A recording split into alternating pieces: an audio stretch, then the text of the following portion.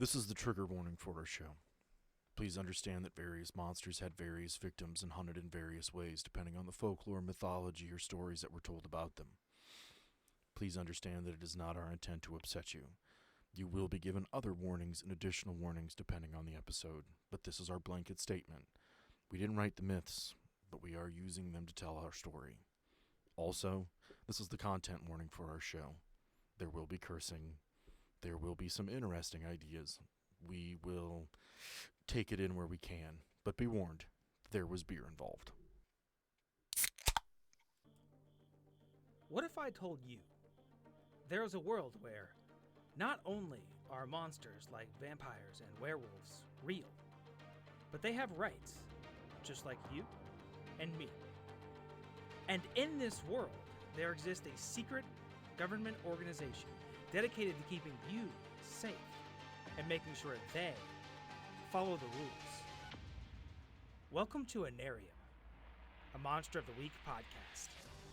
Hey everyone, it's Cameron, your friendly neighborhood podcaster guy, back again at the beginning of Anarium to firstly remind you to go give us a subscribe or a follow or whatever you want to call it, and also leave us a kind comment, if you would, and a review on your favorite podcasting platform, because that goes a long way in A, just making us feel good about what we're doing, and B, about finding new listeners. So if you could do that for us, that would be a huge bonus, and we would really appreciate it. And also just to maybe remind everyone that if this isn't your first time listening, this is the beginning of a new arc, and this is probably not the best place for you to start. So maybe go back and listen to some past episodes. And if you are a normal listener, there are going to be some surprises for you in this one, including our first guest. So let's get into it.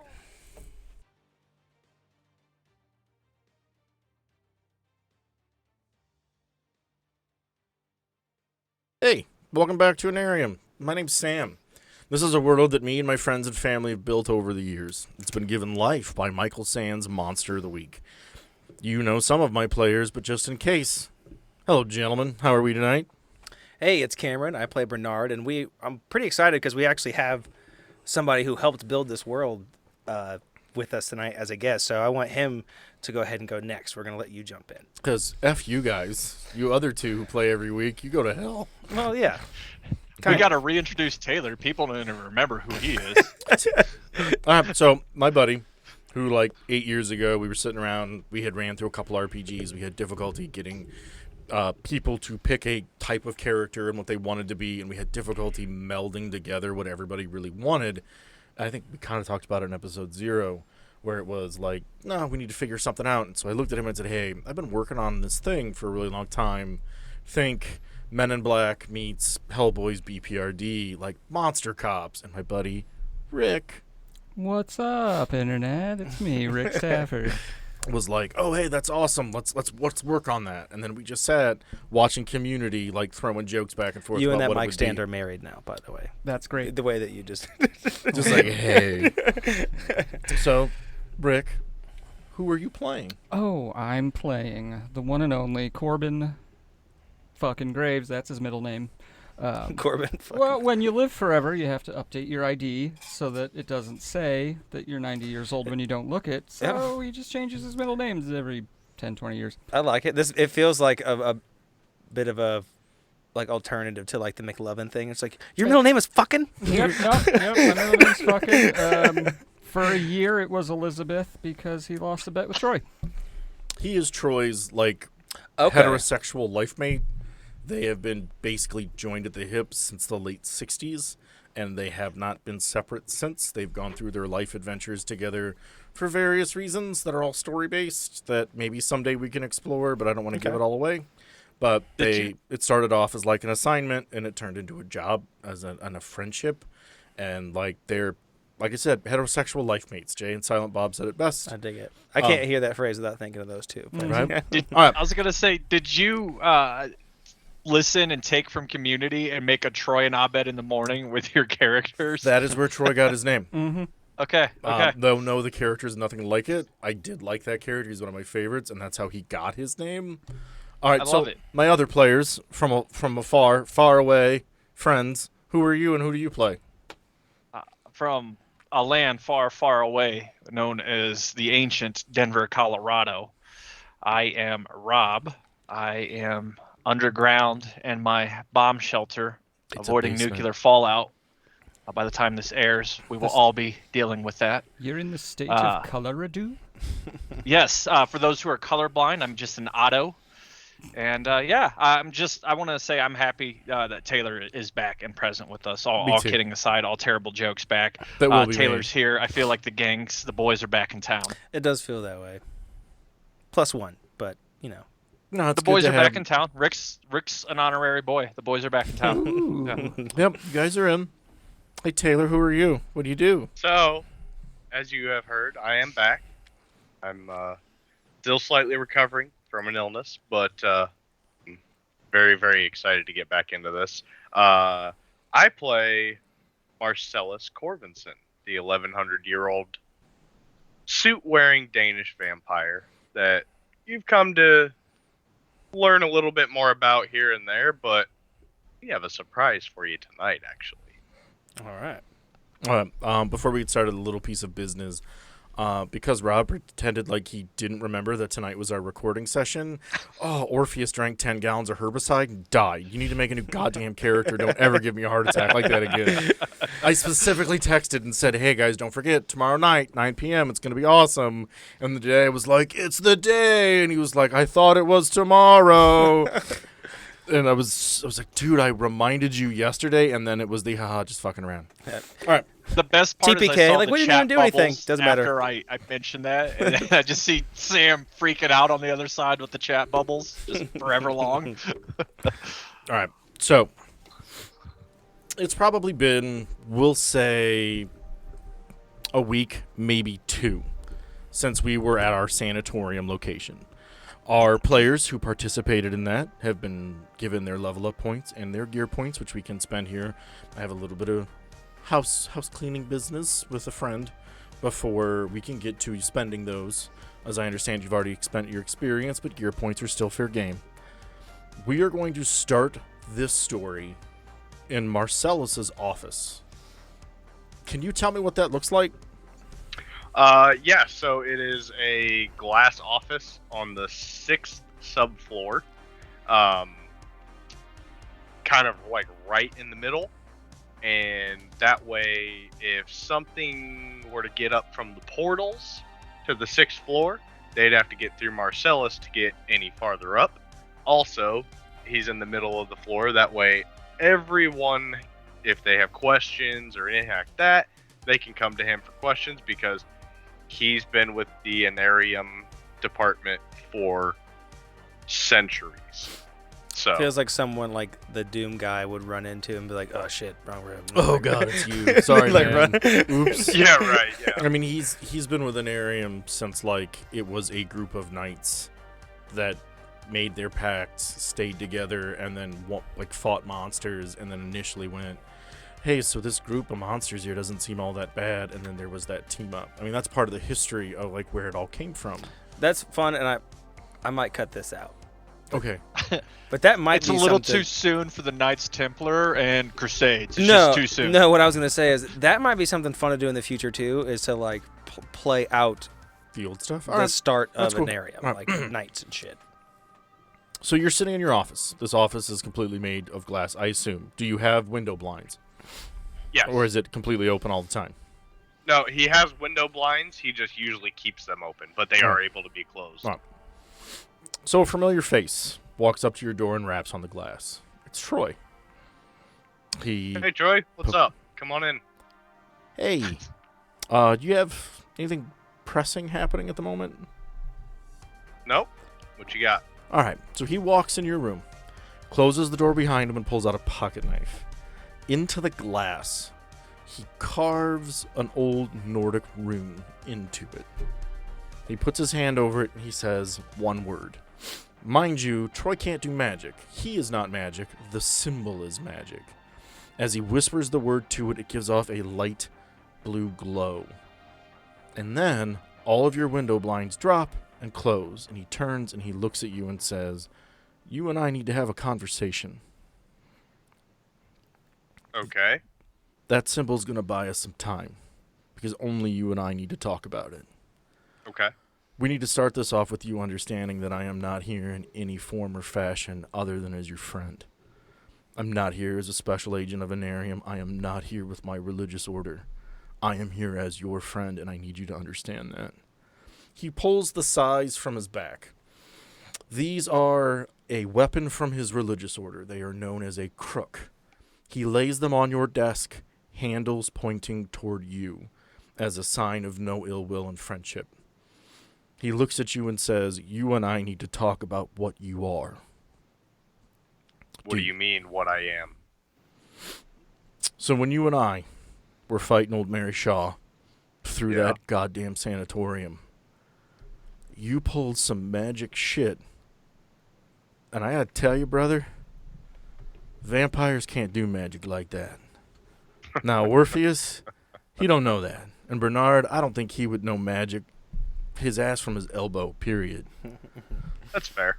But you were pulling things out of thin air. Now, see, I might be an old dog, but I know how magic you are. works. Witchcraft is cooking magic. Wizardry requires a focusing object. Mages are batteries that require ley lines to be recharged. Sorcerers pull magic from the air. You're a warlock. Do you know who It's, your patron is? It's been a long time since somebody figured it out, but yes, I do. So it might come as a shock, but my patron is Merlin. Like, I don't remember if you told me that, but like, I'm sorry for laughing, but I was like, holy shit. no, That's a big I did drop. the same nose exhale over here too. Whoa. No, not that Merlin. Oh. A guy named Merlin. There was, Yeah. a, No, there was a it's- sword and a stone. Oh, wait for it. Okay. Sorry. You mean Sword in the Stone, King Arthur, Mordred, Merlin? Correct. Now I need you to understand that my position that I hold in almost every form is as a hunter. Every position I have tells me that I should either turn you in or kill you, which, don't get me wrong, I'm not saying that that would be easy and in no way threatening you.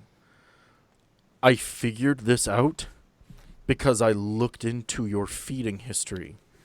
The things that get turned in every time you feed, and about 2 months ago, your feeding slips went from 5-page dissertations with names, times, and acceptance forms to Burger King receipts.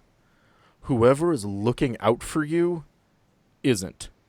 And if I can find it, somebody else can. Now, I have access to higher files and folders.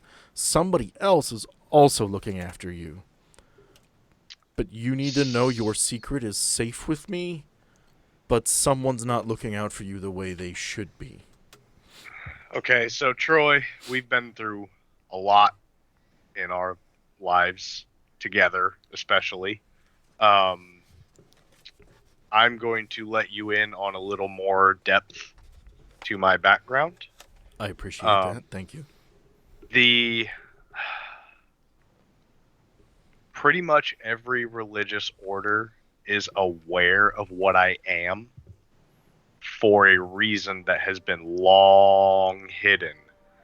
And I'm talking back to 1000 AD. I am a part of a secret group called the Affinity. You may have seen some records mentioning a group of 7 warriors with unnatural abilities. Ghost stories. Not Sorry, ghost stories.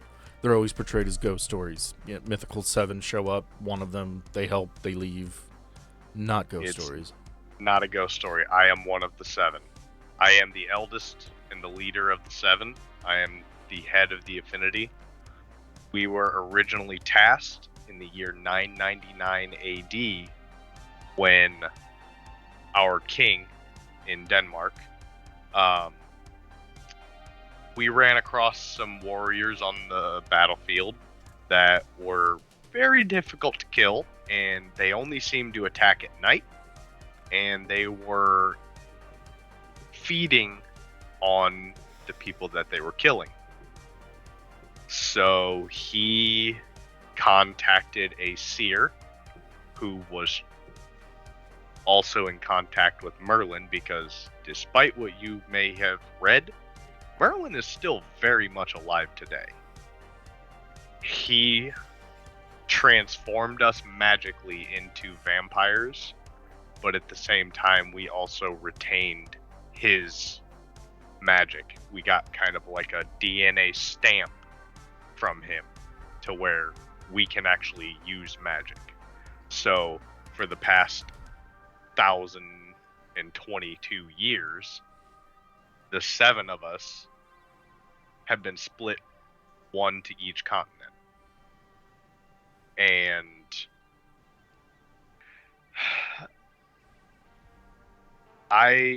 we were actually the ones that killed Vlad Tepes, as known as Dracula, Vlad the Impaler. That was us, under the king's order in 1450 AD.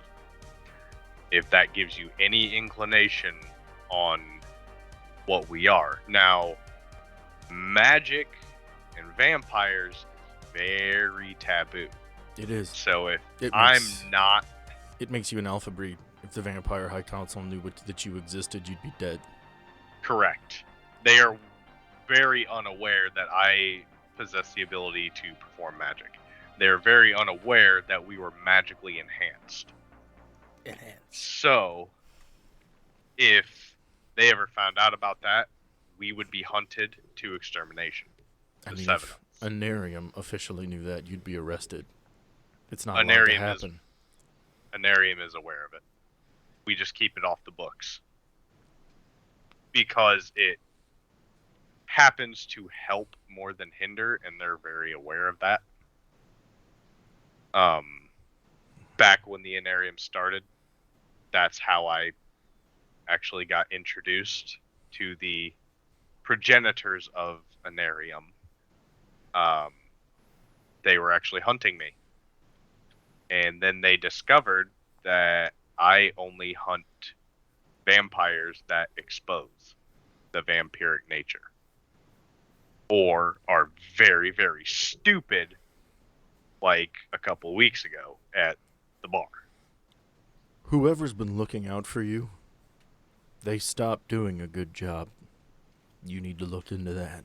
Because if I can find Clearly, if you were able to find it, then I have an issue, and as do the rest of the affinity.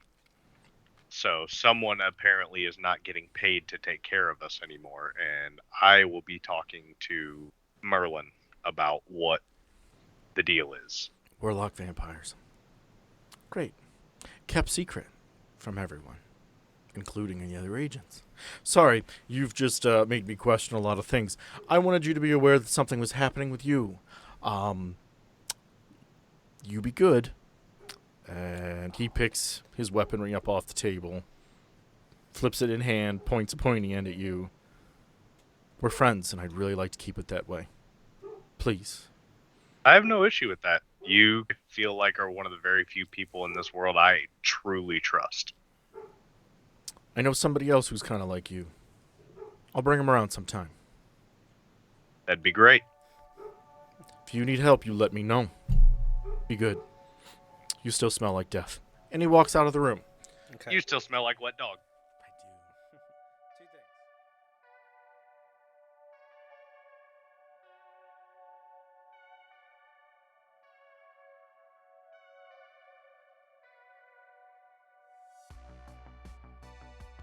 things. Okay, so it's been probably, we'll say, it has been 48 hours since Troy and Marcellus had a conversation. He went back to Chicago through one of the portals, but you guys are aware that something is happening in the world outside.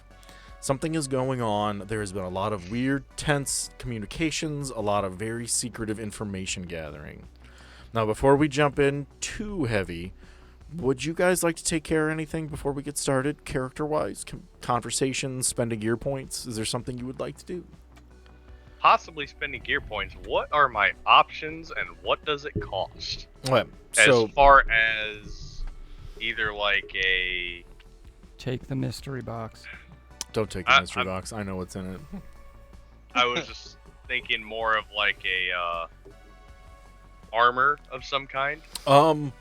It depends. Do you want it to be like special, fancy, it looks like my suit armor, or do you want like SWAT vest tack gear? It could even be like an undershirt vest. All right, so you're wearing a 3-piece, and the vest is your armor. Yeah. It depends how. So this is something you want to wear every day. I can give you for 3 gear points. It will give you 1 armor, all the time. I can do with as that. long as you were I will wearing take it. that. SWAT gear armor only stacks up to 2, unless there are very few exceptions to that, and it requires me to really think about it and if it fits your character, or if you're just trying to be a tank. For instance, Troy has something that gives him 3 armor, but that is because his character is designed to be a tank and keep people safe. And when he's in hurt people mode, he's not wearing that, so it all completely gets negated. If it is in your character and something that you think your character would need, we can discuss it. But I will give you 1 armor on that vest, and you can always wear SWAT gear over it, but it will never be more than 2 without some discussion or magical priming. Troy's kind of like an NPC close to For it now. anyways. Someday, So, I'm hoping to play him. Like, because I would like to GM or DM or whatever. yeah, you would like call it, someday so. I'll play him, but like for now, he is really just there to protect you guys and be there if you need me for story reasons. So I don't want to be that GM that's like, hey, look at my super cool character and how he beats everything because he's awesome. That's my job. I've had those GMs and I hate them. Yeah, I think he's literally just there to be like, if shit goes down, like, he's the one that's going to get the shit beat out of him, so hopefully we can complete the mission. So hopefully you guys will do fine.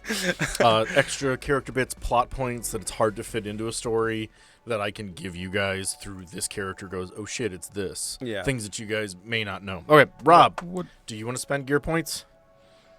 No. Ooh. So he's got his shotgun from last time. He did spend. He might be saving up for something bigger. I had mine, Mhm. and I didn't spend them last time, You did not? and you know what I want to do eventually. Mhm. Do we think we have enough for that yet? How many do you have? I think it. 5. I swear to God, if you don't have it written down, I'll kill you. I don't think I do. You should Oh have. my should have God. 5. Bernard just had a heart attack. So that be- means it you should be can make 5. up whatever Oh, number Bernard. you want. Bernard had a heart attack alone in a closet, Clutching a jar of peanut butter. clutching a jar of peanut butter. What a shame. All right. Turns out, deathly allergic. All those years of it, that tolerance finally gave out. Realistically, we've played 2 games now, and then the extra. So yeah, you're probably at about 5 because I would have given you 2 for the first game, 1 for the stuff that's going to get released here shortly, and then you would have gotten 2 for the sanatorium. So yeah, you'd have about 5. We have 5. I spent 2 on my shotgun, 1 on the rock salt. We were all even. Okay. Yep. Thanks, Rob, for letting me prattle on like an asshole. I said 5 like You 3 did, times. which is why I agreed with you. Okay, so I'm yeah. ass. I'm sorry. So you've got 5. All right. You are headed to the metallurgical department.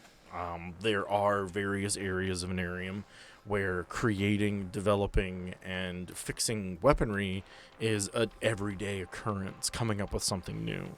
This is one of the few places where you will find elves and dwarves working together closely as friends.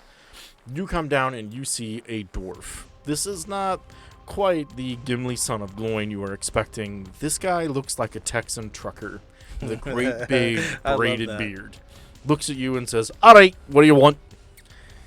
All right. Maybe a bit of an unusual request. At least, I don't know. You guys. I'm not turning a knot into a dildo. It's not my style, guy. I That's know what somebody that they'll might say. be interested. We can talk about that later.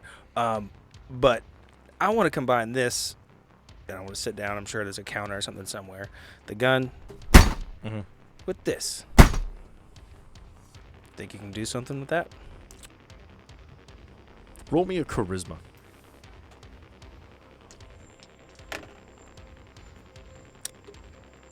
7 and do we mean charm? Charm, sorry. Yeah. It's hard to get out of D&D mode. Well, fuck. That's -2, so that's a 5. He looks That's at XP. you. That is XP. Oh. He looks at you with a squinted eye. He's like, why would you want something like that? What good would that be to you?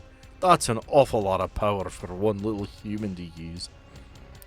Well, I'll be honest with you. Just really getting tired of carrying 2 weapons.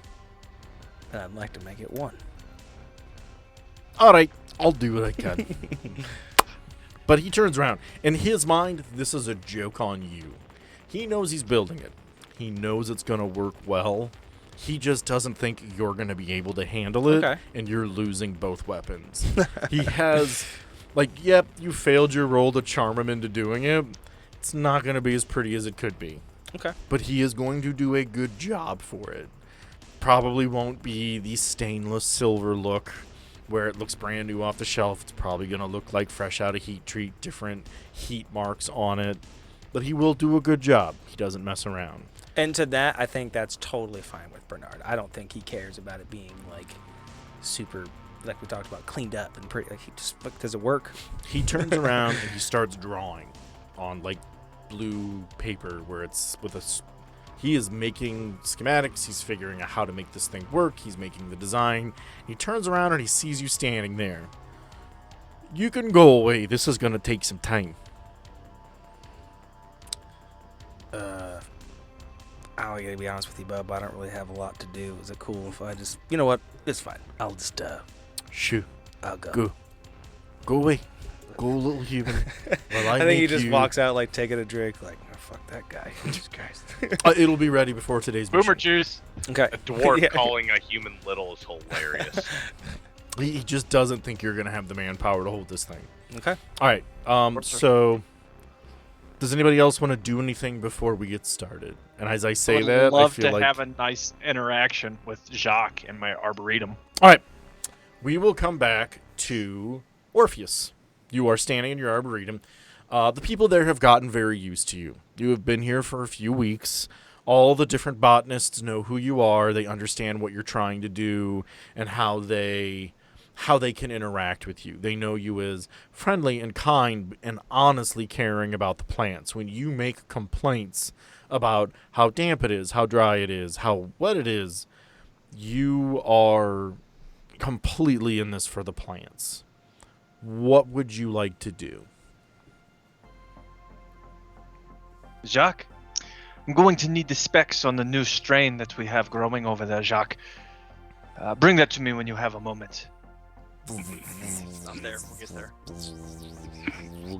The small wasp man standing on your shoulder looks up at you, annoyed, because you know moving a piece of paper is going to take him far longer than your ass walking across the room. His little hands are gesturing, like, just walk over there. Go get it yourself.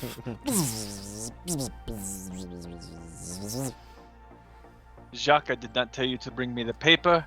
I said bring me the specs. However you bring the information, whether it be known or written, is up to you. If I wanted my own comeback, I'm not going to finish that joke.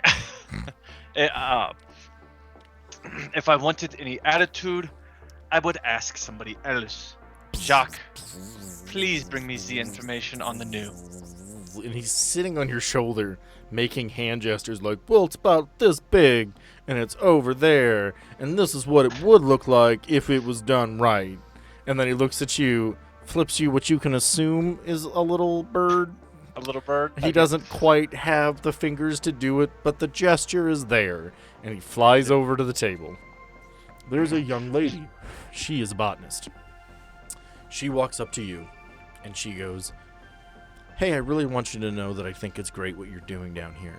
It's really helped out the magic department and making sure we have the proper herbs for the spells we're trying to do. A lot of the things we've been trying to do recently have been working a lot better.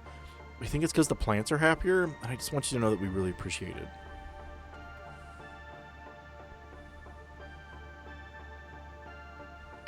That's you, Rob. Oh, that's my line? That was her cue. She can't flirt with you any harder than I've already made her do. Line! Mine? I'm sorry, I just drank 10 gallons of herbicide. God told me to. I'm going to lay down and die and make a new character now.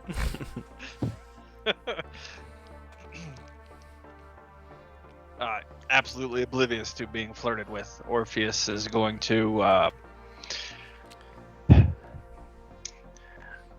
I'm glad that the new strains are working out well. Jacques is not completely incompetent. His cross-pollination skills are passable. The little wasp man from over at the desk.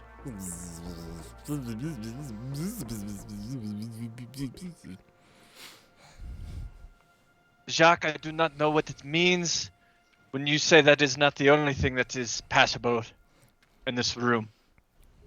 The woman looks at you and smiles.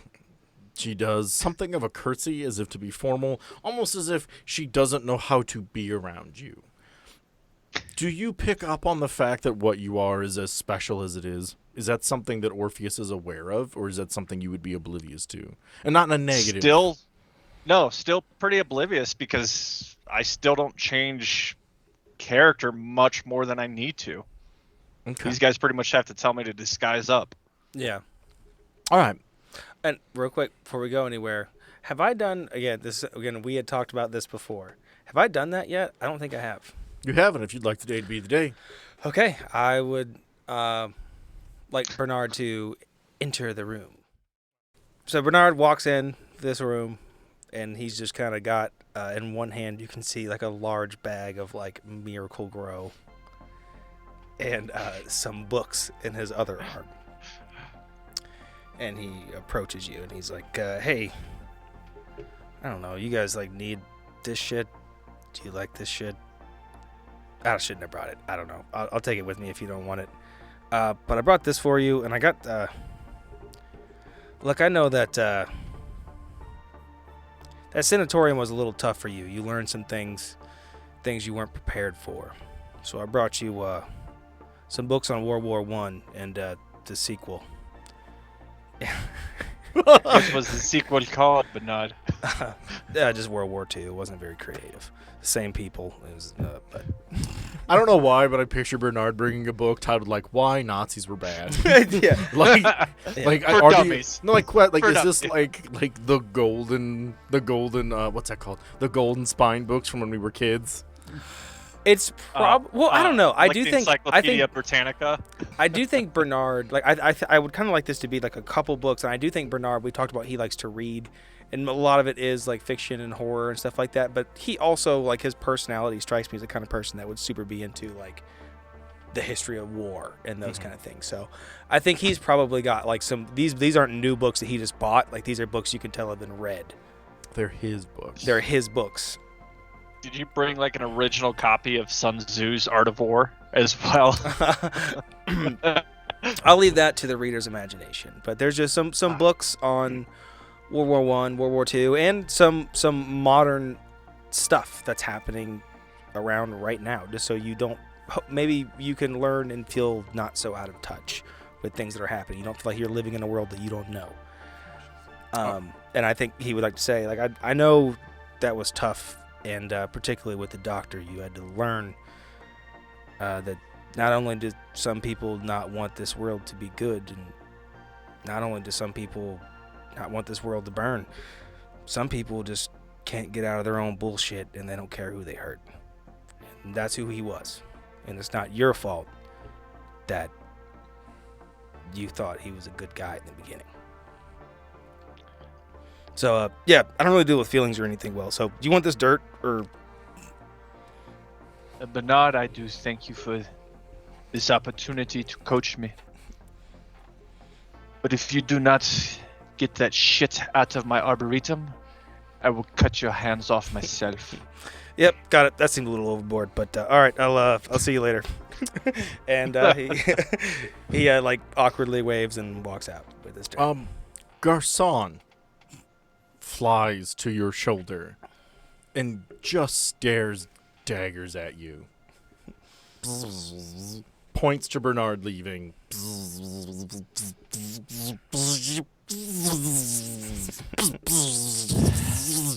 Gesturing as if go to him. This is big.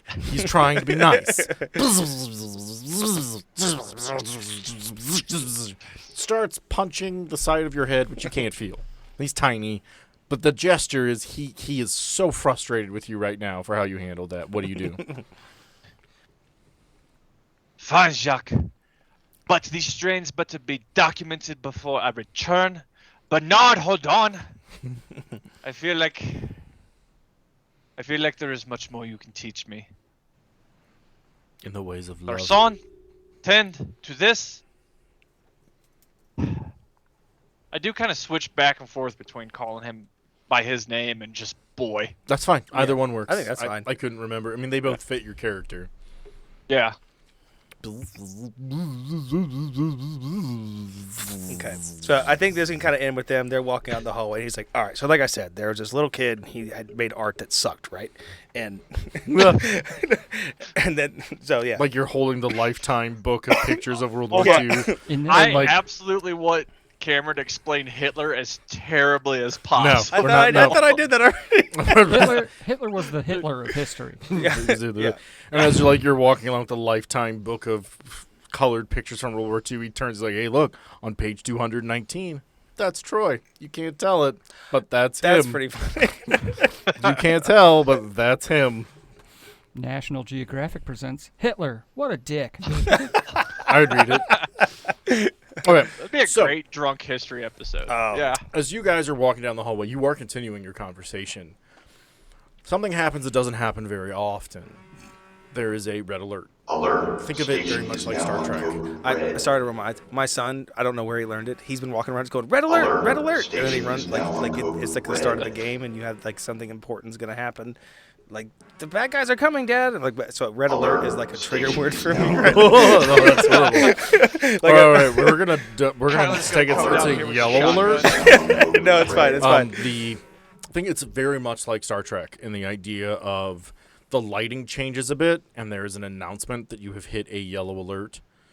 People need to report to their stations.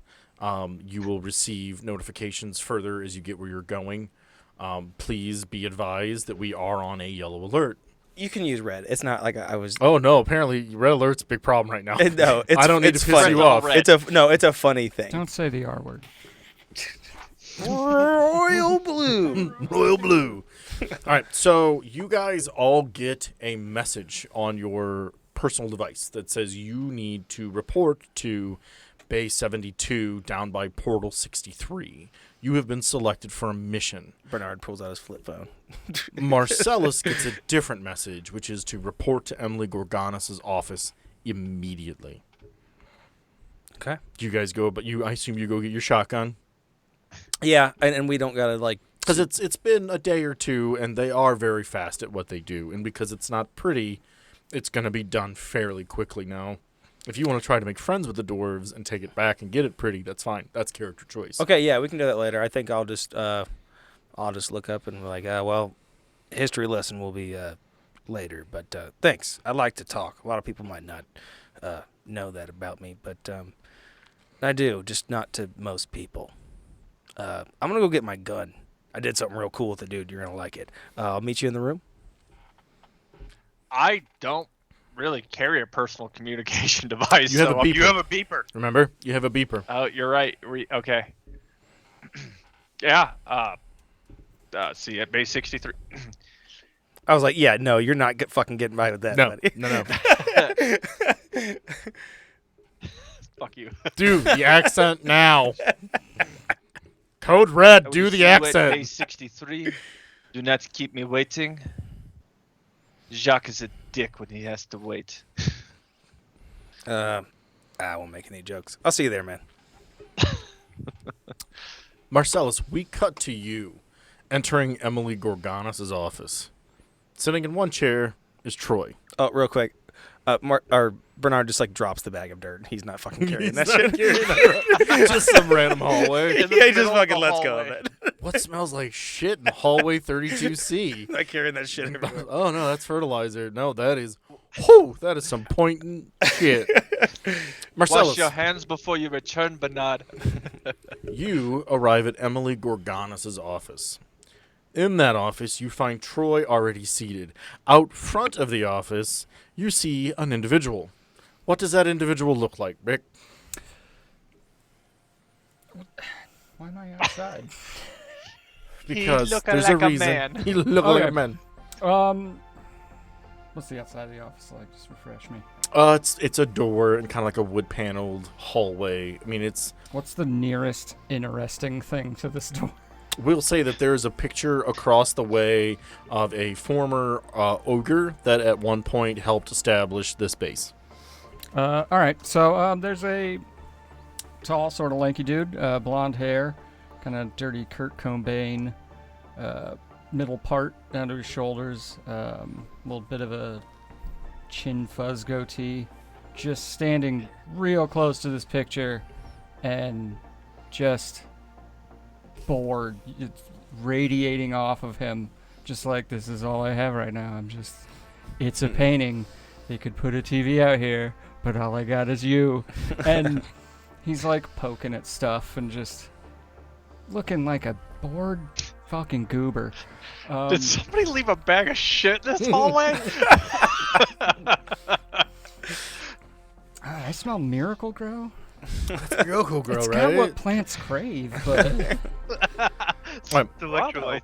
So you enter the office, Marcellus, and sitting across from Troy at her desk with a file folder in front of her is Emily Gorganis. Please come in. Sit down. Quickly, please. What do you do? Go in and sit down. Quickly. Door closes behind you. She sits and looks and says, I need you two to understand that you've been tapped to work on a mission right now. Some things in that mission are going to be highly classified. Things that they aren't going to want you to be wholly aware of. Troy, you're an old friend. Marcellus, you are currently one of my team leads. As team leads on the mission you are about to go on, I need you to pay attention. And I'm in the room, right? I made No, it. Okay, you're okay. where you're going. You're technically not the Okay. team lead. You gave that up, or I That's would have right. had you be there. Yeah, okay. I need you two to understand as team leads that with the briefing you're about to go on and the mission you are about to undertake, it is very important that you pay attention to the last page. Last page of every mission report is the astrological alignment page. Pay attention to it. Be safe. Take things into mind. Come home. Don't let them lie to you. This could be a very big deal. You're going on a mission, and I don't know how dangerous it could be. It could be very simple, or it could be a very, very dangerous thing. Please, be careful. Look out for each other. Look out for the other team. You'll be joining Zulu down at the dock that you were called to. I just want my friends to be aware that you need to be careful. This could be very different than other missions you've been on. Please, be careful and go. She's terrified. The look on her face is not one that either one of these characters have ever seen before. I think it's my favorite character of yours, by the way. But. Really? Oh, I appreciate that. Thank you. I like her. I kind of like cobbled her together of a few different things. I had been watching like The Rookie and who they're. First off, I love Nathan Fillion. Yeah, I don't mean to laugh, but that was not that's- where I expected. That's the man crush the, of my life, and everyone who knows me knows that. The woman who plays the captain in the beginning of the series is kind of how I picture her. Okay.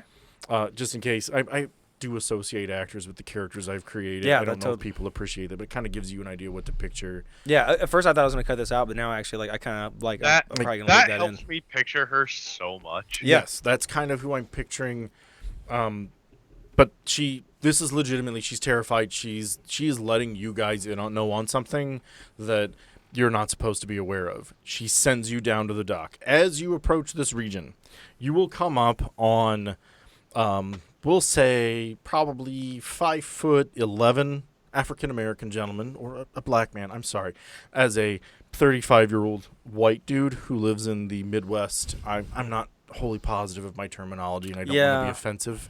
So please understand that if I do say something that doesn't jive right, hey, anarium.podcast@gmail.com. Let me know. I don't want to offend someone, but I understand everyone's going to hear this, and I can't make everyone happy, but if someone can reach out and be like, yeah, no, man, that's cool. It's a black gentleman. I am picturing the guy in charge from Fringe. I can't remember the actor's name. Okay. I was thinking Idris Eldra for a second. Idris Elba. Yeah. Wow, you just completely butchered that man's name. Well, He is standing, and there is a group of 5 or 6 people next to him. Corbin tails behind Marcellus and Troy. Marcellus is coming with, and Orpheus and Bernard are already there. Okay. As you arrive at this group, this portal has a very, very large vehicle standing next to it. It is not open at the moment. Yes, it is Philip Broyles. Is that the name of the actor or the character? That's the character. You should be telling us, not asking us. No, he pulled up on IMDb the man that I'm thinking of. I would rather Lance Redrick is the Okay. actor's name. Lance Redrick. 'Cause I was gonna say, like, while I would believe that's a person's name, but that totally does sound like a made up. That sounds like the name I gave the character. Yeah. And so I don't know if that was subconscious, but this gentleman is standing in front of you, arms crossed behind his back. Marcellus would recognize him. This is the head of Team Zulu. He is the head of search and rescue for Anarium. Zulu team's entire job is going in, finding who they need to, and getting everyone out in one piece. You guys, because your current status, your availability, and Corbin and Troy have been tapped to help Team Zulu on their current mission. This man is Special Agent Alan Boyd. Not everyone. You're there. I ain't standing at attention. Oh, that's fair.